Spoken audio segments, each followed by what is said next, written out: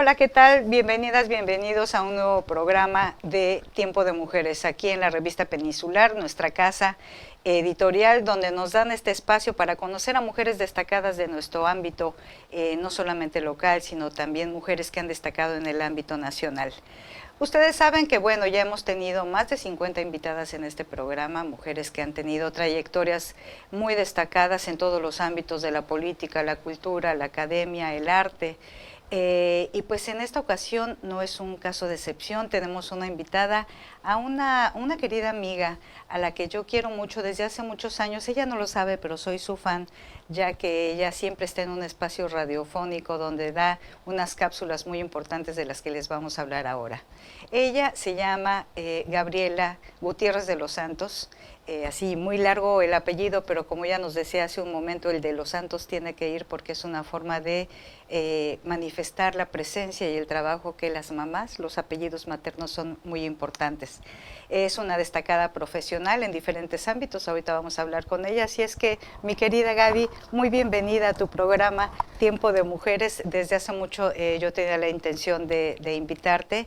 Y pues queremos decirte que este programa es fundamentalmente para dar a conocer las trayectorias de nosotras las mujeres que generalmente tenemos pues una gran productividad en diferentes ámbitos, pero que muchas veces no nos conocen y que no nos conocen más que a través de nuestra actividad profesional. Pero también aquí rescatamos un poquito la vida personal y pues comenzamos por preguntarte, ¿quién es Gaby de los Santos? ¿Quién es Gaby Gutiérrez de los Santos? En tus propias palabras, ¿cuál es tu trayectoria? Nada más déjame decirle al público que no puedo leer su trayectoria porque es tan larga que me llevaría como medio programa, pero entre sus especialidades, ella tiene una licenciatura en Derecho y se ha especializado en derechos laborales, pero además tiene una maestría y tiene diplomados en estrategias de recursos humanos también en la Universidad La Salle, pero fundamentalmente su formación la tuvo en la Universidad Autónoma de Yucatán, nuestra alma mater. Así es que, Gaby, cuéntanos un poco de tu vida, cómo llegaste a ser quien eres, cómo te defines, y comenzamos con un poquito de tu familia. ¿Quién es Gaby de niña? Pues en primer lugar, Gina, agradecerte la invitación. La verdad es que estoy muy honrada y me siento muy afortunada de estar en esta silla, de estar contigo, de estar en este espacio, dirigiéndome hacia la revista. La verdad es que me preguntaba, bueno, ¿qué le habrá llamado la atención a Gina, ¿no? Para entrevistarme, ¿no? ¿Qué tanto tengo que decir? Porque como bien comentábamos en el espacio antes de comenzar la transmisión, pues no estamos muy acostumbrados a hablar de nosotros mismos, ¿no?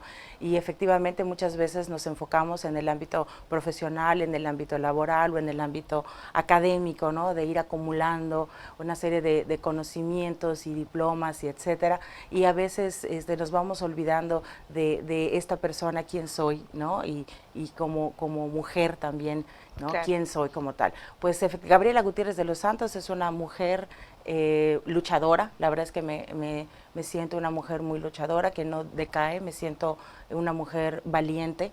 La verdad es que he sido también muy afortunada de nacer en la familia en la que nací, mi padre, mi madre.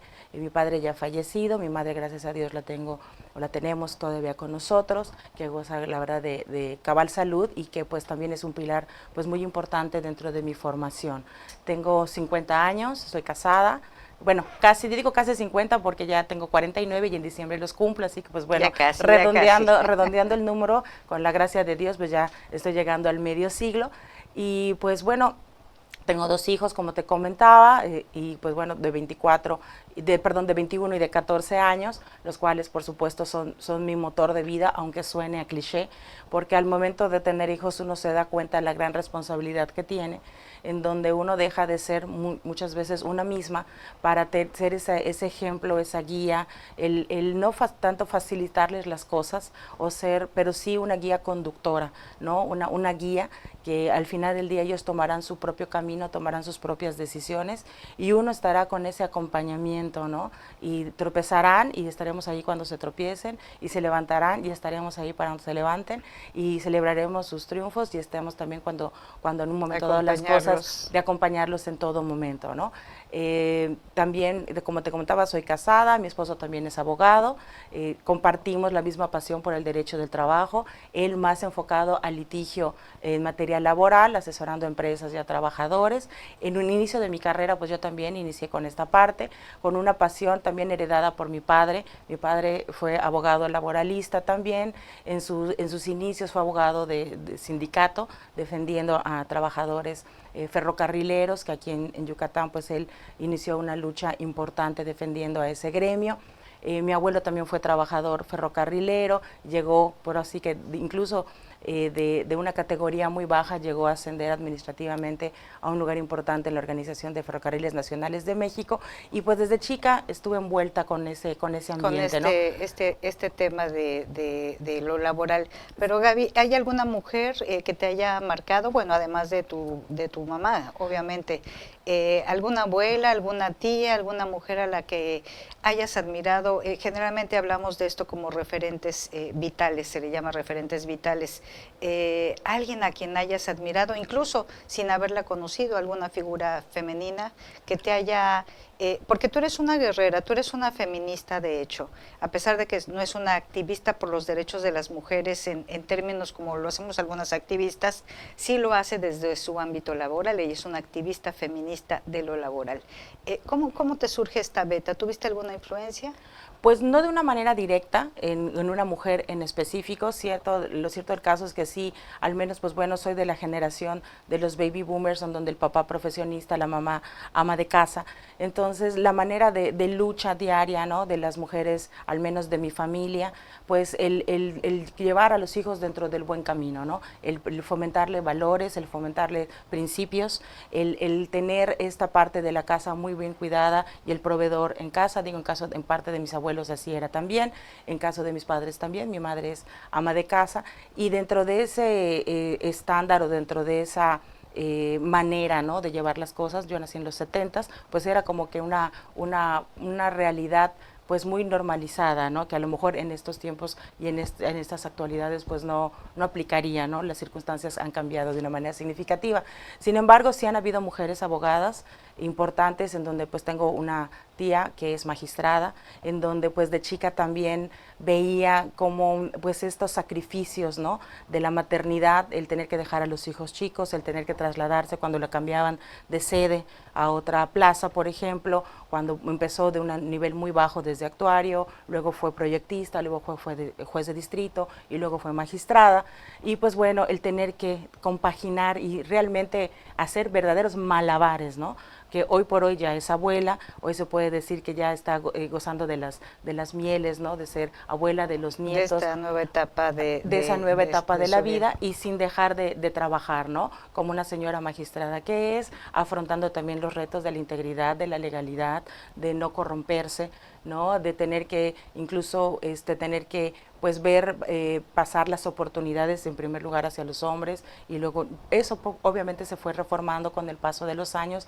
tan es así que hoy por hoy pues ella es una magistrada cursando y ganando estos concursos de oposición para las plazas, sí, y demás, ¿no? Que son muy difíciles, esta carrera laboral en el Poder Judicial, sí. No saben la forma en que se lucha por tener estos puestos. Pero Gaby, finalmente entonces decides ser abogada, tienes una clara influencia de tu familia, particularmente de tu papá, en paz descanse, y que te marca para adentrarte, y bueno, luego encuentras a un marido con el que terminan haciendo fusión completa. ¿Qué ha significado para Gaby como mujer sentirte tú estás en la cima?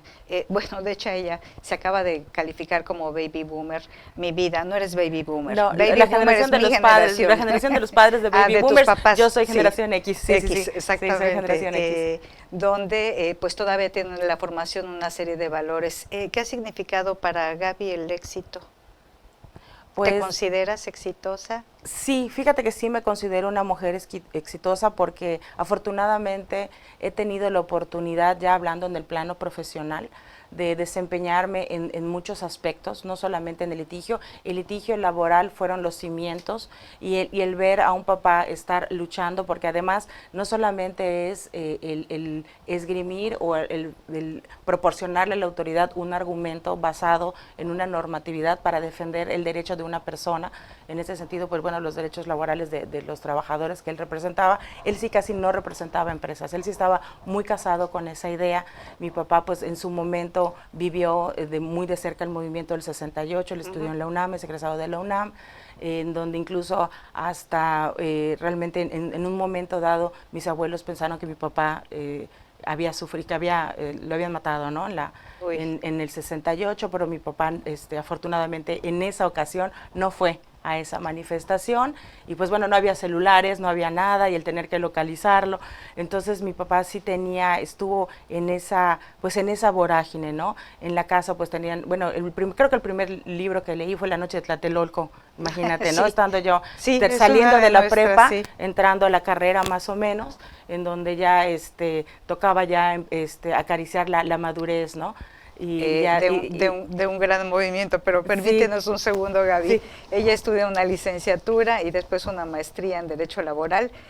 Permítanos un momento, vamos a tomar un pequeño descanso y volvemos con ustedes aquí en Tiempo de Mujeres.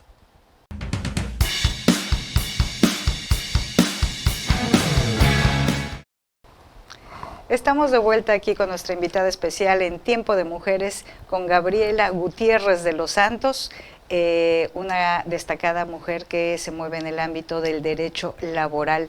Gaby, te interrumpíamos hace un momento con nuestra pausa. Decíamos que, bueno, finalmente tienes una carrera en derecho laboral, no solamente en licenciatura, sino también en maestría y tienes otros posgrados y diplomados. Sintetízanos un poco, ¿cuáles han sido tu desempeño profesional? Porque hasta donde tengo entendido has estado mucho tiempo en la iniciativa privada, tienes una consultoría, cuéntanos un poco de tu trabajo profesional. Pues bueno, como comentaba hace un momento, la verdad es que si me decía si me veía como una mujer exitosa, sí, efectivamente me siento una mujer exitosa por estas oportunidades que se han brindado, porque hay que reconocerlo como tal. Hay oportunidades que se han brindado y hay otras que se han buscado, porque a veces cuando la oportunidad, hay un dicho por ahí que dice que la oportunidad es calva, ¿no? Y hay que saberla identificar. Pero ¿no te ha pasado como a muchas mujeres, que muchas mujeres se les atraviesa en la vida una oportunidad y no la ven? Y no la ven, sí. Y otras la ven y no se atreven, el techo de cristal. Así es. Y otras oportunidades se buscan. ¿Te ha tocado de las tres? Me ha tocado de las tres y siguiendo también esta filosofía de mis padres, en donde siempre nos decían, a ver, el no ya lo tienen, ustedes van por el sí, ¿no? Y en ese sentido ellos no hacían una distinción o una diferencia entre mi hermanito varón o las hermanas mujeres, ¿no? Siempre nos trataron por igual, en un plano de igualdad. Digo, al final del día mi padre era abogado y sabía perfectamente bien esta situación de equidad y de igualdad también de oportunidades para todos. No hubo un sesgo, ¿no? En el sentido de que pues por ser varón o una situación de esa naturaleza. Y justamente siguiendo esta filosofía de pues tienes el no, vas por el sí. Cuando se me brinda la primera oportunidad realmente formal de ingresar a una institución fue justamente en el Instituto Mexicano del Seguro Social. Y en el Instituto Mexicano del Seguro Social pues obviamente viene la duda, bueno, voy a defender ahora a un patrón. Y como tú dices, bueno, está la oportunidad, pero bueno, ¿me atreveré o no me atreveré? Y la verdad es que sí, soy una mujer que cuando se me presenta un proyecto, digo sí. Tú dices sí. Yo digo sí, voy. Incluso hasta aunque en el fondo pudiera tener dudas, porque no hay que dejar de confesar, me siento así como que en un confesionario también, de que a veces puede asomar, ¿no? El síndrome del impostor. Sí, claro. Y no, pues a lo mejor no estoy calificada, ¿no? Pues que yo siempre me he desempeñado defendiendo trabajadores. Y bueno, y después de mucho cabildeo, consultar con la almohada, platicarlo con mi esposo, pues obviamente tomé la decisión de ingresar. Y la verdad es de que fue una experiencia muy fructífera, un trabajo arduo, intenso, porque defender a una institución como el Instituto Mexicano del Seguro Social, donde te imaginarás el número de demandas, sí, pero claro, también fue un número importante de conocimiento, de relacionarme con personas, de aprender de otras, ¿verdad? De independientemente del conocimiento o la experiencia que yo pudiese aportar, también había muchas otras personas al cual yo podía adquirir conocimientos por parte de ellos, ¿no? Gente con mucha experiencia también. Además es una institución grandísima en donde tanto había demandas de trabajadores propios como de asegurados y derechohabientes. Entonces teníamos de todo, pero muy enfocado en el área laboral y de seguridad social, que ahí es donde se abre para mí esta gran ventana también de introducirme al estudio del derecho de la seguridad social como tal, que muchos lo relacionan mucho con el derecho del trabajo, lo ven como una prima hermana, pero en realidad es una ciencia y una disciplina totalmente independiente, no puede verse como algo secundario. Y además son dos derechos humanos fundamentales, el derecho al trabajo y el derecho a la seguridad social, que pues bueno, en el Estado pues poco a poco ha ido pues implementando una serie de acciones, adecuando marcos normativos para que justamente pues esto se haga una realidad. Entonces pues bueno, esta parte profesional que tú me preguntas, se puede decir que el gran comienzo fue ese, y ahí se fueron dando otra serie de oportunidades, otra serie de ¿Tuviste invitaciones. algunos puestos en la administración tanto municipal como estatal, no? Sí, efectivamente. Fíjate que después del Seguro Social viene esta invitación estamos hablando de 2005, más o menos 2006, en donde me da la oportunidad el gobernador Patricio Patrón Laviada y me nombra como procuradora de la defensa del trabajo. La verdad es de que afortunadamente empezó a circular pues mi nombre en el sentido de que querían una mujer, ¿no? Querían una mujer, y la verdad tenía esta experiencia ya sobre todo en el litigio, en ambos, ya teniendo la perspectiva patronal como la perspectiva del derecho al trabajo.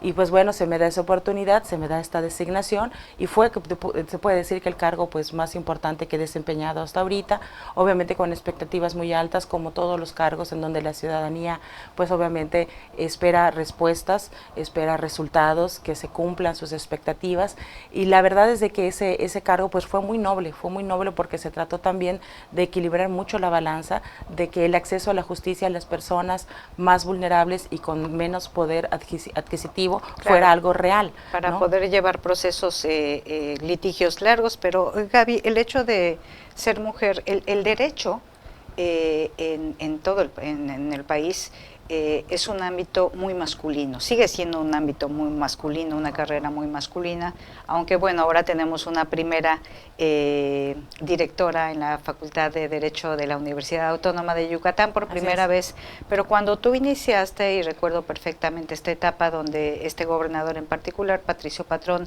fue de los primeros en incorporar mujeres a estos ámbitos. Bueno, ya desde el gobierno anterior se había iniciado, pero sí había un interés particular.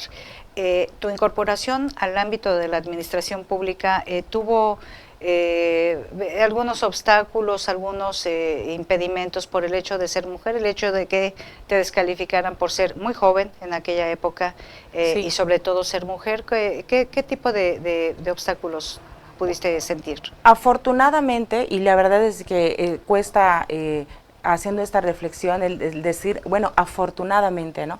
Como diciendo, pues bueno, otras no tuvieron esa fortuna.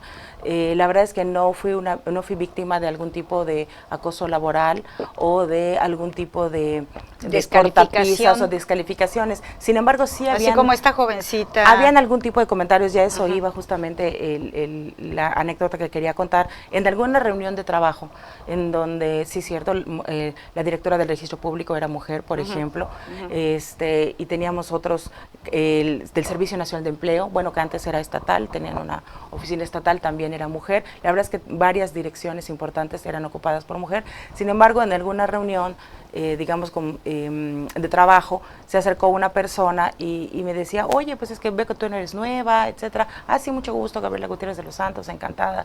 ¿Y dónde estás?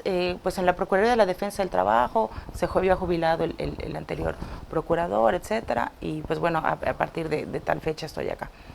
Oye, ¿y qué te hicieron para castigarte de esa manera? Porque ahí nada más mandan a los castigados o una cosa así. Ay, no. Sí.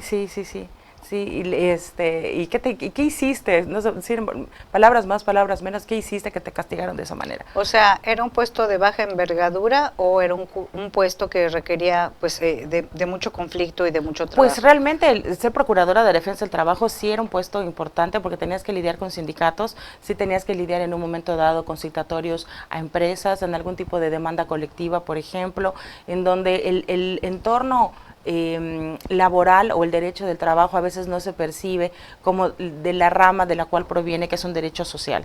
Entonces, donde hay una empresa, pues también una empresa y una comunidad, pero también donde hay una empresa también hay colaboradores, hay empleados. Y el romper el esquema de esta idea de antagonismo ante el proletario, ¿no? y el burgués, que desgraciadamente se ha ido transformando, pero no necesariamente evolucionando. Entonces, cualquier situación que pueda afectar el derecho de la persona trabajadora también afecta el derecho de la familia, y al afectarse también el derecho de la familia se afecta el de la comunidad. Esa es la importancia y la trascendencia del derecho al trabajo. Entonces, sí era un puesto importante. De hecho, una que otra publicación allá también se dio cierto golpeteo. ¿No? Cuestionando pues justamente mi juventud, justamente porque era mujer, pero pues realmente fueron cosas que no tuvieron ningún tipo de impacto. La verdad es que, volviendo al tema de la influencia de mi padre y mi madre, nos educaron siempre de una manera con una fortaleza y con una templanza, ¿no? De creer en primer lugar en uno mismo, ¿no? Y la gran herramienta que tú vas a tener pues es la educación. Y si tú eres conocedora de tu materia, si tú estudias, no solamente con que estudies, sino que realmente seas un conocedor, un especialista, ¿no? en tu materia, nadie te va a poder rebatir. Y en tus equipos de trabajo, tus colaboradores, tus colegas ahí mismo, ¿tuviste acompañamiento? ¿Creían en ti? ¿No hubo bloqueo? Pues mira, la verdad es que no, fueron gente que se mostró siempre colaboradora, porque además ya me conocían en el contexto de litigante. Ya. Entonces de alguna manera sabían cómo era Gabriela Gutiérrez. Ya te habías ganado ese puesto. Y la clave de todo también es el respeto, la clave de todo es darle a cada quien su lugar, el no alimentar el falso ego, no creo que también es importante, porque pues bueno, en algunas situaciones también llega a suceder que pues puedes llegar a menospreciar a aquellas personas que tienen menor categoría. Y en la administración pública es algo que sucede, desgraciadamente es algo que existe. Entonces la verdad es que a ellos pues muchos los había tratado anteriormente justamente como contrapartes, como funcionarios también. Ya te conocían. Y ya me conocían. En ¿no? ese sentido no hubo mayor No, en ese sentido no hubo, siempre existió colaboración, siempre existió pues un trabajo en equipo durante el tiempo que estuve trabajando. La verdad es de que me aboqué a hacer la mayor cantidad, a elevar los indicadores, de tener el mayor número de conciliaciones para entregar unos buenos resultados. No se trataba de saturar en su momento la Junta de Conciliación y Arbitraje con demandas, sino al contrario, de que se llegara a un arreglo conciliatorio. ¿Por qué? Porque pues bueno, el arreglo conciliatorio de manera que el trabajador obtuviese la cantidad, ¿verdad?, que conforme a la ley le correspondía, y que el patrón cumpliera con sus obligaciones patronales. Una demanda laboral que en un momento dado el exacerbar muchas veces los ánimos o el fomentar esta cuestión de adversarial o de antagonismo entre el patrón y el trabajador, pues lleva un conflicto que de no ser bien llevado puede llegar al cierre de una empresa. Y cerrar una empresa implica a lo mejor dejar sin empleo a 10, 15 personas y perjudicar al mismo número de familias. Es una gran responsabilidad. Es una responsabilidad que hay que tomarla en serio. Tu ámbito profesional, bueno, su trayectoria es muchísimo más larga, pero Gaby, yo te he escuchado mucho en las cápsulas radiofónicas. Ella desde 2017 participa con cápsulas radiofónicas, no son cápsulas, o sea, es una parte del programa en Radio Fórmula, todas las tardes, bueno, varias veces yo la he escuchado en las tardes, y el ámbito de lo laboral es excesivamente amplio.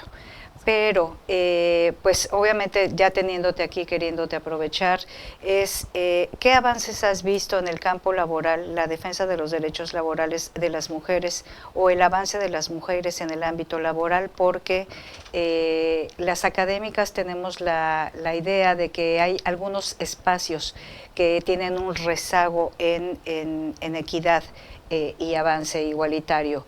Uno es el laboral, porque la prueba de un acoso, de un maltrato, de un despido injustificado, etcétera, muchas veces las pruebas son muy difíciles de aportar. Yo sé que es una pequeña parte de tu campo, pero también el ámbito político. O sea, ha habido mucha resistencia al avance de las mujeres en estos dos campos, no así en otros como la ciencia o la educación superior.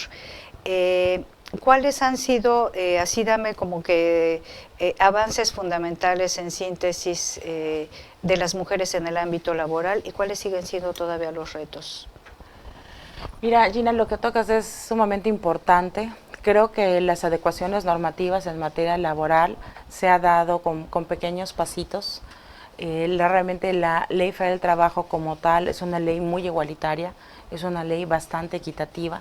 Sin embargo, ha sido necesario adecuarla y ha sido necesario justamente para que en las empresas, tanto en el ámbito público como en el ámbito también privado, perdón, la administración pública en el ámbito público y las empresas en el privado tengan este piso parejo para las mujeres.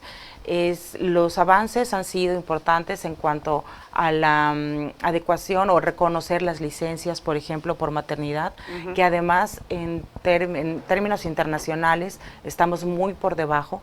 Realmente somos un país que otorga menos semanas en comparación con otros más avanzados, que esto va de la mano con la cuestión de la seguridad social, ¿no? Y si no se tiene un presupuesto, si no se tiene un entramado importante para brindar, porque hay un subsidio económico, ¿no?, para la mujer que deja o toma esta licencia por maternidad, que de alguna manera va subsidiado con el gobierno, pero también con la empresa, va a ser difícil que se puedan otorgar, por ejemplo, más días, sin embargo, más semanas, ¿no? Más semanas, sin embargo, pues bueno, ya tenemos se respeta.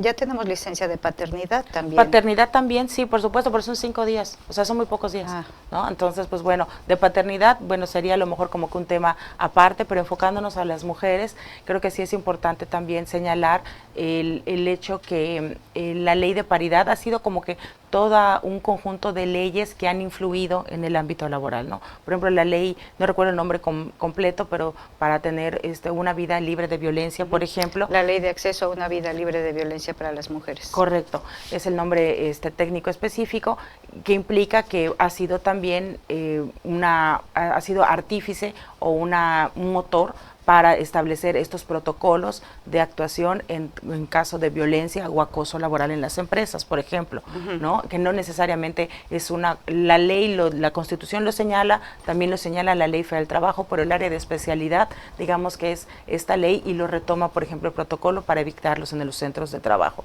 Es importante también señalar cómo las empresas tienen que implementar de manera interna los perfiles ciegos, y ahí entra de una manera muy importante el momento de la contratación y la selección de personal. Si le explicas a la gente que es un perfil ciego. En este sentido, el no establecer, por ejemplo, cortapisas o requisitos enfocados con la edad, enfocados con la presentación, enfocados con el sexo. Incluso hay una anécdota que ustedes muy probablemente saben, cuando J.K. Rowling manda el manuscrito de Harry Potter para su publicación, pone precisamente, oculta su nombre para que no sepan que es una mujer y de alguna manera le dieran la oportunidad y el libro se pudiese.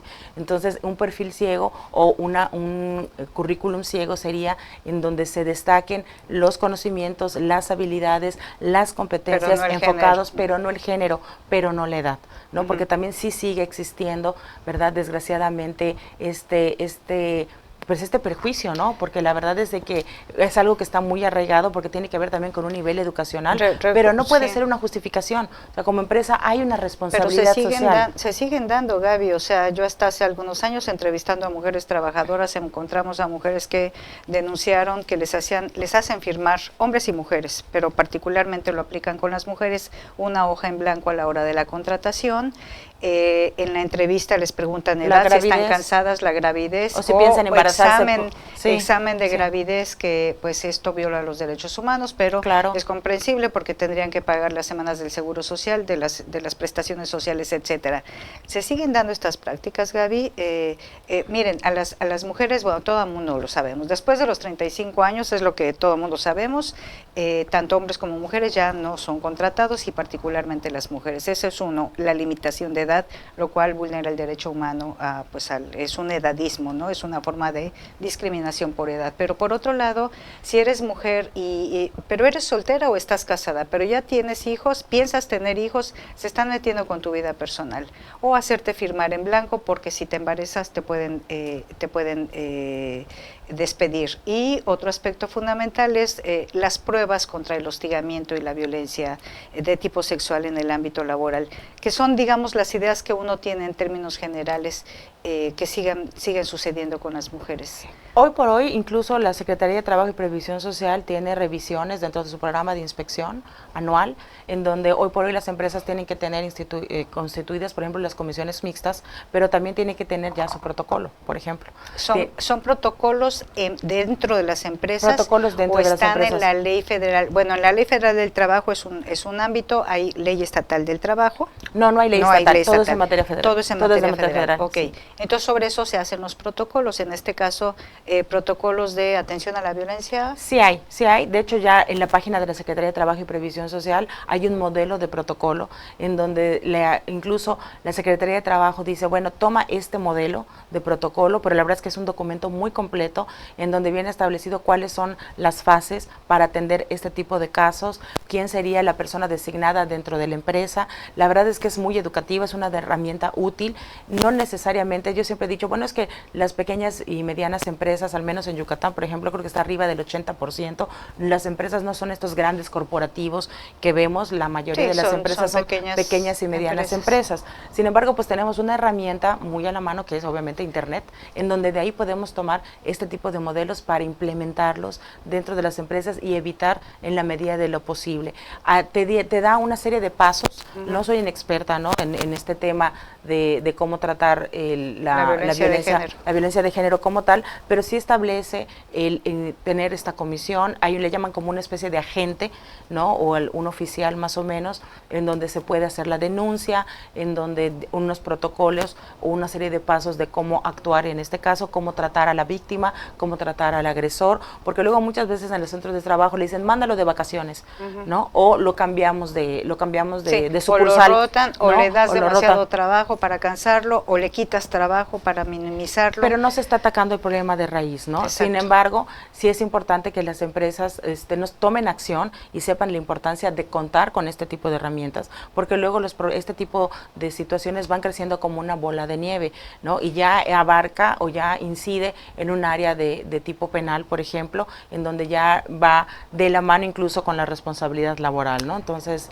sí es algo que las empresas deben de atender, en donde también no solamente es, por ejemplo, cumplo como empresa porque le doy, por ejemplo, la lactancia es una pregunta importante que siempre me hacen, en el sentido de que, pues bueno, debo de dar una licencia por lactancia. Oye, mira, la verdad es de que la ley nos dice que, pues bueno, puede entrar una hora después de la hora de entrada o puede salir una hora antes de la hora de salida, pero sabemos quienes hemos sido madres y quienes han dado pecho, ¿verdad?, que sabemos que eso es totalmente, no es compatible, o sea, no es compatible, ¿no? La lactancia, el hambre del bebé no tiene horario, ¿no? Entonces, bueno, entonces hay que estar sacando la leche y congelarla, etcétera, pero pues ya se rompe el vínculo, ¿no?, que es de relación de la madre con el bebé, ¿no?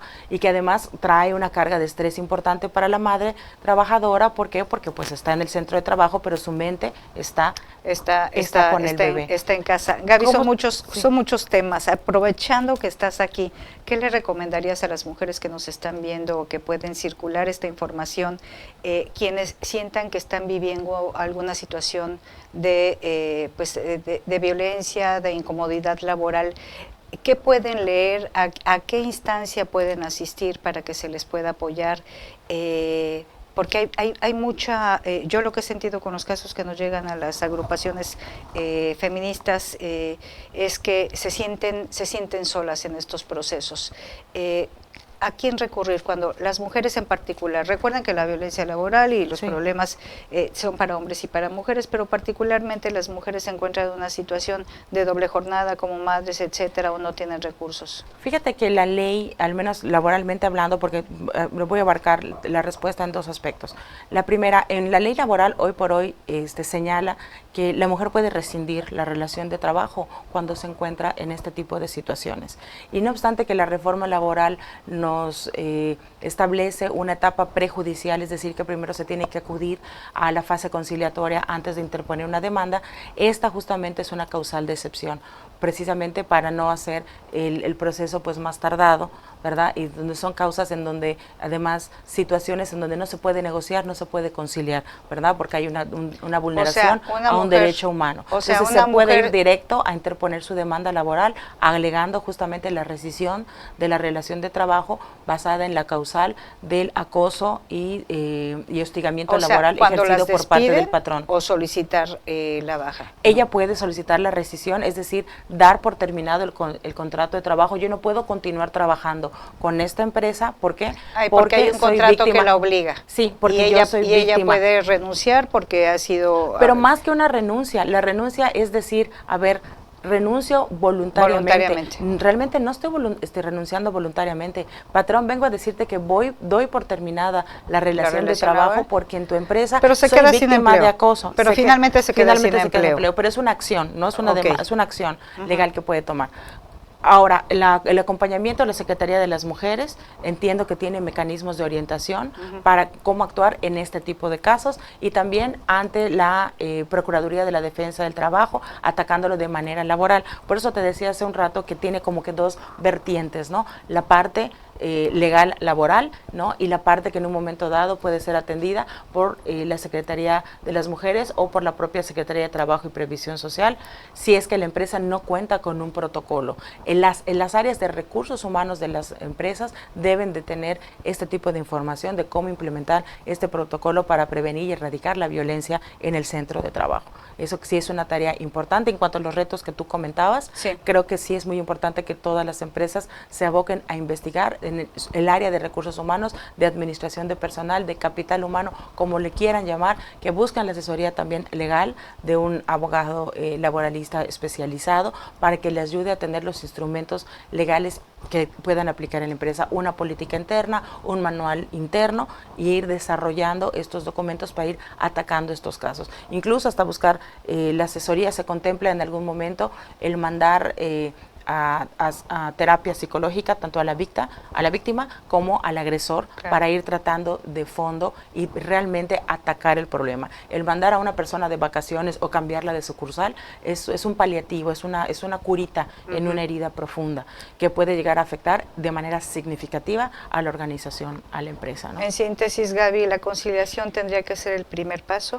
En materia laboral, este asunto de acoso y hostigamiento laboral y acoso sexual no es conciliable, se va directo a la demanda. Ahí la ley entiende y dice no, a esto no se puede conciliar. De poder con el agresor, por supuesto, esto no puede él, porque pues ella sería también revictimizar a la persona en una fase conciliatoria, el caer, tú me dijiste, no te dije, sí dije, un careo que además a ella le haría un trance. Y además hay que tomar en cuenta que la ley Federal del Trabajo también habla de que puede darse incluso el hostigamiento de una mujer a un hombre. Por eso te decía que en ese sentido claro, depende de la relación de poder que pudiera existir. Y pues bueno, en materia laboral, pues sabes que el mobbing también se puede dar de manera horizontal, porque puede darse también entre compañeros y compañeras de trabajo, ¿no? Entonces ahí sí, el gran reto es que las áreas de recursos humanos aterricen y bajen todas estas herramientas legales dentro de las empresas. El decir, pues que nada más tengo 8 empleados, pues no importa. Claro. ¿No? Es que mi giro es publicidad, marketing, no tiene nada que ver, ¿no? Es que a lo mejor pues es que en un consultorio médico, en un hospital, no importa. Es importante también allegarse de las normas oficiales mexicanas. Ahí tenemos normas oficiales mexicanas en donde son herramientas técnicos muy, muy detallados, en donde casi te están dando un paso, un ABC hasta la Z de como empresa, qué es lo que tienes que tener, cómo debes atacarlo, los documentos que debes de tener, y no solamente para afrontar una revisión ante la Secretaría de Trabajo y Previsión Social, sino para que tu empresa realmente sea pues una empresa socialmente responsable, que tengas un clima laboral saludable. Si tú haces un sondeo en alguna de las páginas por ejemplo, de recursos humanos o un ranking por ejemplo, portales financieros, de cuáles son las empresas más buscadas para trabajar o las mejores empresas para trabajar, el clima laboral es fundamental. El número uno de los puntos a destacar de estas empresas. Pues como podemos ver, esto es un ámbito bastante amplio, nada más estamos tratando de jalar un poco de información para que pues ustedes que nos ven detrás de las cámaras puedan tener pues una claridad respecto a lo que está sucediendo en el ámbito laboral, pero no se vaya, quédese con nosotras aquí en Tiempo de Mujeres, no nos tardamos.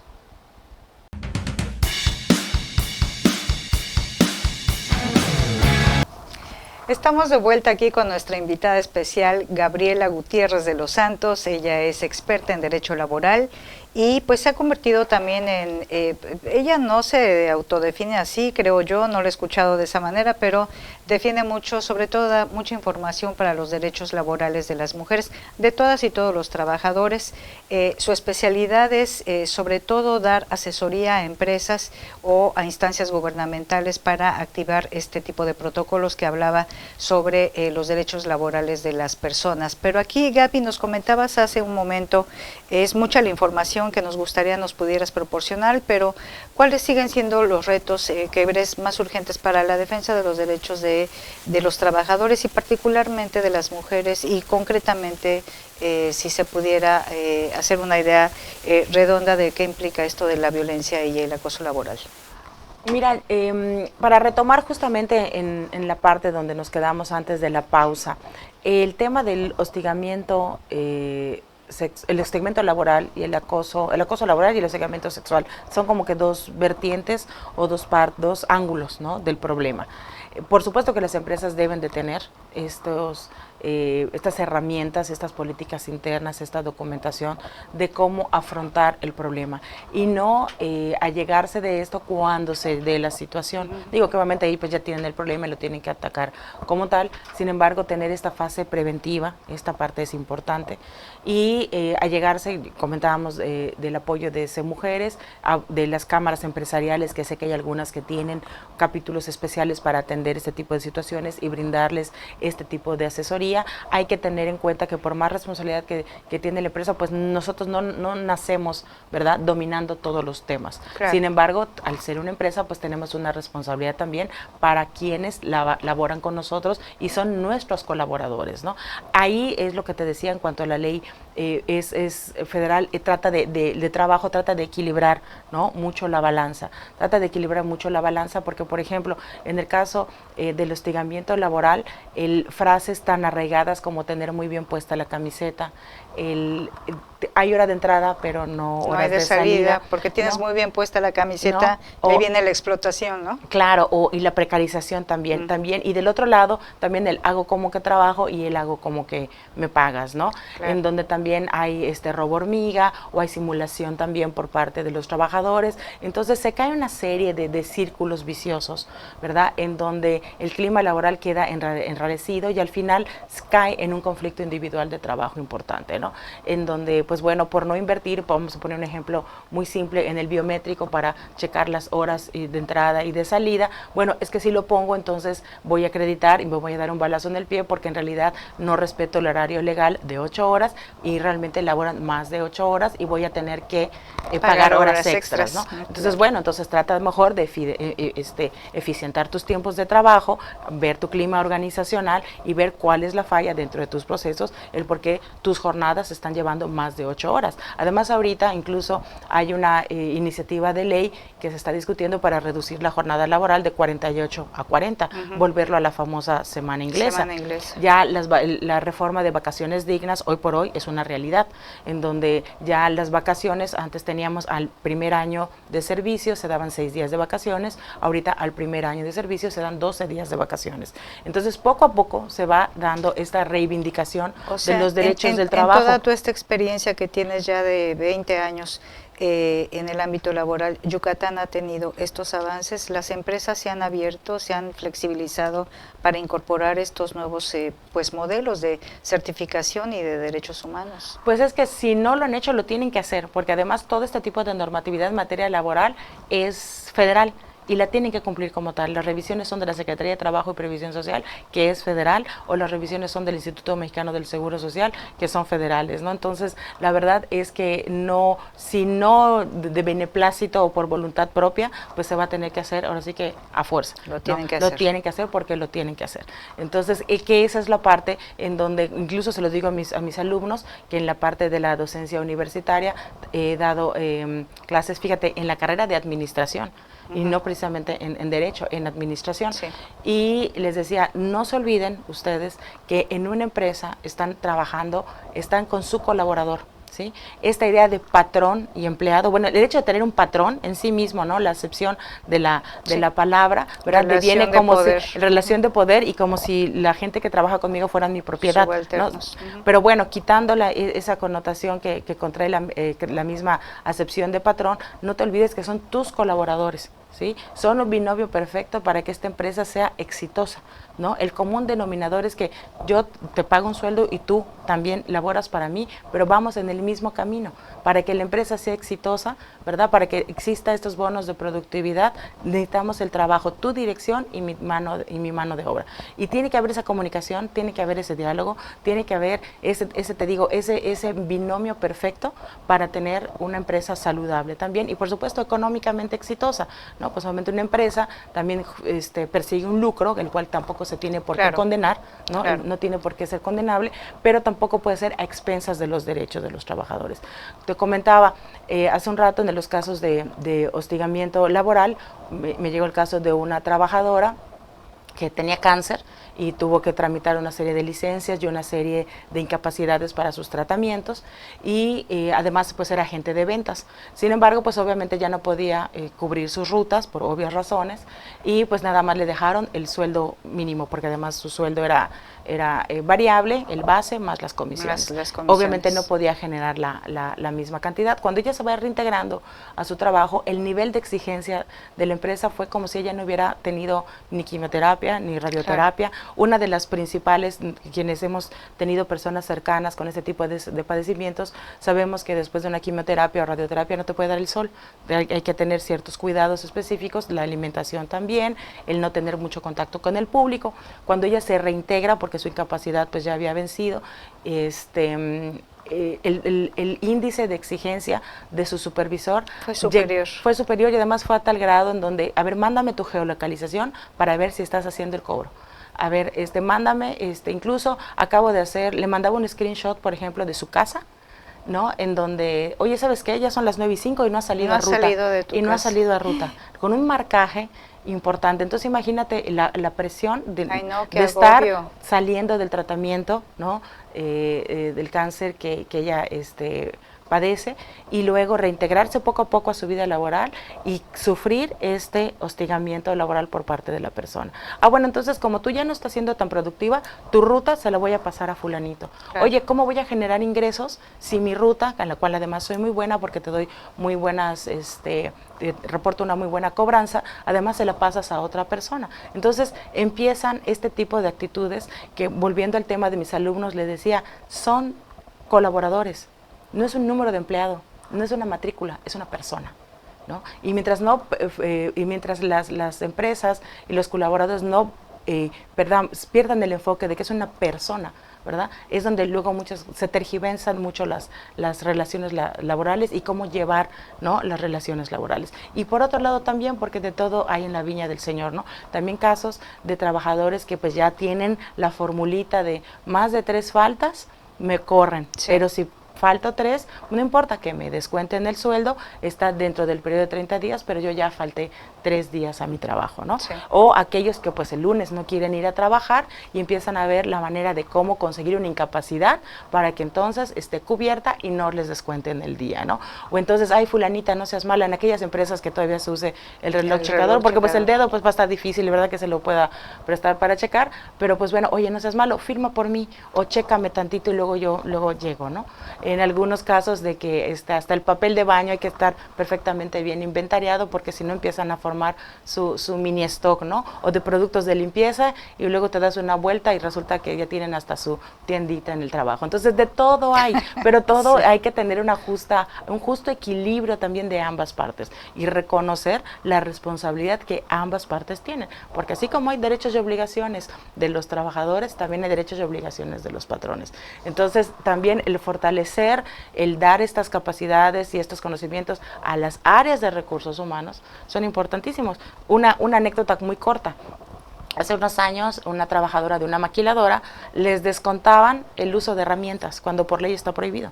Entonces dice, ¿cómo van a descontar la ley de... La amortización del gasto, ¿no? Sí, pero pues obviamente, porque además era una maquila de joyas.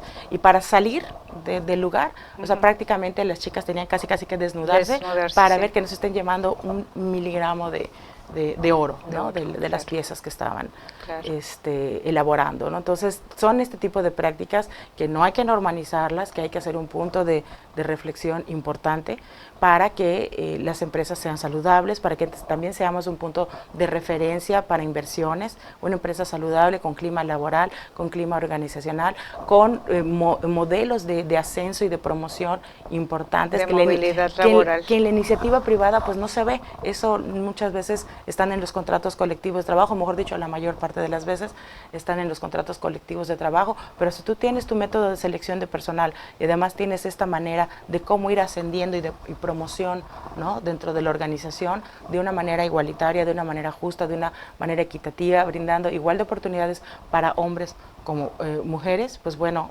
hará una empresa socialmente responsable y con el cumplimiento de la ley. Y hace un rato tú hablabas de las cápsulas laborales. Justamente el objetivo de estas cápsulas laborales es divulgar estos puntos de derecho y que cada parte reconozca, ¿no? La parte de responsabilidad que tiene, que le corresponde, ¿no? Que le corresponde tanto al trabajador que como laboralmente al también hay que decirlo como tal, está más cargada la mano hacia la empresa, ¿no? Pero hay que entender, la Ley Federal del Trabajo, cuando se emite, viene de un periodo postrevolucionario, en donde dice, bueno, recogiendo también estas ideas de la revolución industrial, claro, de todo este bagaje histórico, ¿no? Del cual no voy a abundar en este momento. Sin embargo, advierten este desequilibrio, ¿no? Entre empresas que hoy por hoy, desgraciadamente, sigue imperando también. Gaby, pues interesantísimo todo este panorama para las personas que nos están escuchando. Como pueden ver, el ámbito laboral, Gaby, es tan amplio que yo sé que te pueden escuchar. ¿Qué días estás en radio? Los martes. ¿A qué hora? Los martes a las 3:30 de la tarde en el 94.5. Hasta ahí. Ahí está, Gaby, la pueden escuchar. La verdad es una información muy importante para quienes estamos en el ámbito laboral, sobre todo para estas personas, las personas que sientan que están vulnerados sus derechos laborales. Es muy importante tener información. Hoy en día a través de internet podemos tener, pero también si tienen dudas, pues es importante poder contactar a un asesor que les pueda dar este tipo de información. Gaby, yo creo que pues hemos abierto una puerta, espero que nos vuelvas a visitar y nos puedas dar más información, sobre todo un tema que nos interesa mucho es la situación laboral de los jóvenes, que esperamos puedas iluminarnos al respecto. No, por supuesto, no, la verdad es que encantada de venir en cualquier otra ocasión, y sobre todo el tema laboral es muy amplio, digo, y pensar que cuando estaba en la carrera a nadie le gustaba derecho del trabajo. Sigue sin gustarles, porque no hay muchas personas que se dediquen a esto como no hay tú. muchos, pero es que es un litigio muy especializado, porque además los tribunales y además la Suprema Corte de Justicia de la Nación, y también tomando criterios internacionales, hay que reivindicar y reconocer el derecho al trabajo y el derecho a la seguridad social como un derecho humano, como un derecho fundamental que todos tenemos. En el marco de los derechos humanos. Así es. Gaby, muchísimas gracias. Pues una emisión más, agradecemos a don José, que está aquí en los controles, ya nos regañó porque ya nos pasamos de tiempo. Don José Moguel, les enviamos un saludo y los esperamos. Gaby, muchísimas gracias. Gracias a ti, doctora, por la invitación. Y los esperamos la próxima semana con otra invitada especial, con un tema muy interesante. Nos vemos el próximo jueves. Hasta luego.